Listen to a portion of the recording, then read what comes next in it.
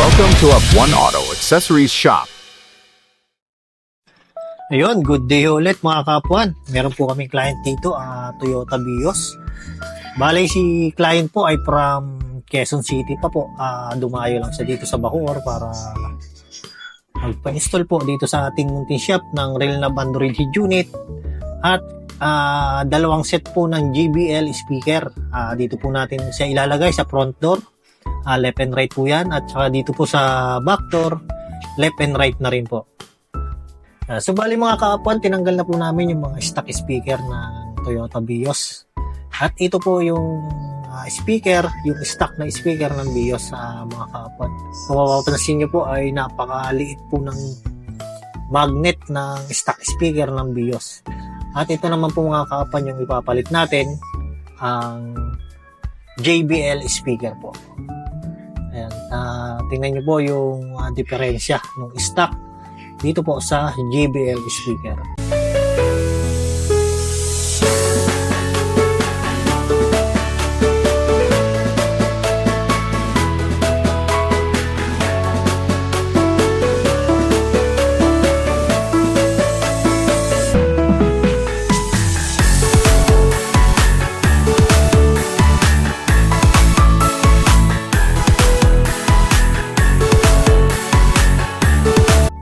Ayan, so bali mga kapuan, ito na po ang finish installation namin dito sa mga JBL speaker. Yan, kung mapapansin nyo mga kapuan na hindi po kami nag-splice dito. Bali plug and play din po ang ginawa namin para magandang tingnan ang mga speaker. Ayan po, halos parang stock pa rin ang dating nung pagkaka-install natin. Pero yung tunog ay siyempre ang laki po ng diferensya niya sa mga stock speaker. Ayan, sisiguraduhin nating matutuwa si client mamaya sa outcome ng sound ng JBL speaker. At sisiguraduhin natin mga kaapuan na bago umalis si client dito sa ating munting shop ay talagang nakangiti. Susulitin natin ang pagdayo na sir dito sa ating munting shop. Yan, dito mga kaapuan ay kinakabit na namin yung Relnab Android head unit para ma-testing na natin yung outcome, yung output ng mga JBL speaker at syempre nung ating Relnab Android head unit kung maganda ba talaga. Ayan, ito mga kapuan ang reverse camera ng ating Relnab Android head unit. Ito pong nasa right side, tapos yung sa left side naman mga kapuan, yan po yung camera ng Lenovo dashcam.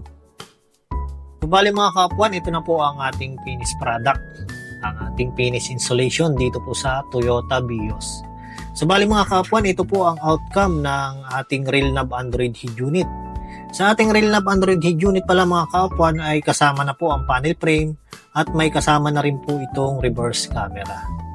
Ayan, mga kapuan, try natin yung reverse cam. Ito po yung kanyang output. Ayan, napakalinaw po ng ating reverse camera mga kapuan. Yan po ay HD at meron po siyang night vision. Ayan, so bali itong Relnab Android head unit natin ay 4GB RAM, 64GB ROM, octa-core processor na po ito. CarPlay and Android Auto ready. Ayan, napaka-smooth po niya kasi ay octa-core na po ang ating Relnab Android head unit na kinabit po natin dito sa Toyota Vios. At yan mga kapuan, working po ang kanyang steering wheel control. Pinagana po natin yung kanyang stock steering wheel control dito po sa ating Relnab Android head unit. So bali mga kapuan, nagkabit din po pala kami dito ng Lenovo dashcam 4K resolution. Ayan, dual cam po yan, front and back. Ayan po ang actual na kuha. So bali mga kapuan ay gabi na po pala ngayon. Ginabi na po kami sa aming pag-install dito sa Toyota Vios.